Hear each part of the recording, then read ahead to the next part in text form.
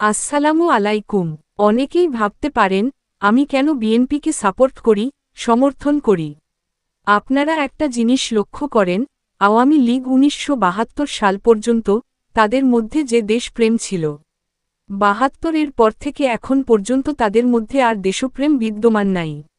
১৯৭২-এর পর থেকে ২০২৪ সাল পর্যন্ত আওয়ামী লীগের মধ্যে বিদ্যমান ছিল ভারতের তাবেদারি করা। ১৯৭৫ সালের ৭ই নভেম্বর সিপাহী জনতার অভ্যুত্থানের পর প্রেসিডেন্ট জিয়াউর রহমান ক্ষমতা আসার পর থেকে এখন পর্যন্ত তাদের মধ্যে যে দেশপ্রেম ছিল এবং আছে, সার্বভৌমত্ব রক্ষা, এটা অন্য কোন দলের মধ্যে বিদ্যমান নাই। প্রেসিডেন্ট জিয়াউর রহমানের শাসনামল থেকে খালেদা জিয়ার শাসন আমল পর্যন্ত বিএনপির ভুল ত্রুটি ছিল, আছে এবং থাকবে, এটাই স্বাভাবিক। বিএনপির মধ্যে যদি দেশপ্রেম না থাকত, ১৯৮৮ সালের নির্বাচনে আপোস করত। বিএনপি মধ্যে যদি দেশপ্রেম না থাকত, তাহলে ১৯৯৬ সালের ১৫ই ফেব্রুয়ারি নির্বাচনের পর ক্ষমতা ছাড়ত না। বিএনপি মধ্যে যদি দেশপ্রেম না থাকত, তাহলে 1-11-এর সরকারের সাথে আপোস করত। বিএনপি মধ্যে যদি দেশপ্রেম না থাকত, আওয়ামী লীগের প্রত্যেকটা নির্বাচনে অংশগ্রহণ করত।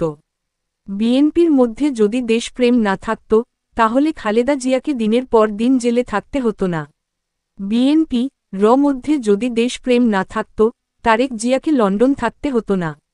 বিএনপির মধ্যে যদি দেশপ্রেম না থাকত, অল্প বয়সে কোকোকে নির্যাতনের কারণে মৃত্যুবরণ করতে হতো না। বিএনপি মধ্যে যদি দেশপ্রেম না থাকত, ইলিয়াস হোসেনকে গুমের শিকার হতে হতো না। বিএনপি মধ্যে যদি দেশপ্রেম না থাকত, তাহলে রব গঠন করত না।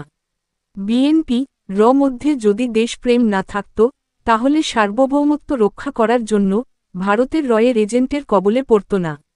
বিএনপি মধ্যে যদি দেশপ্রেম না থাকত, তাহলে আজকে দেশের বাহিরে খালেদা জিয়ার অনেক সম্পদ থাকত।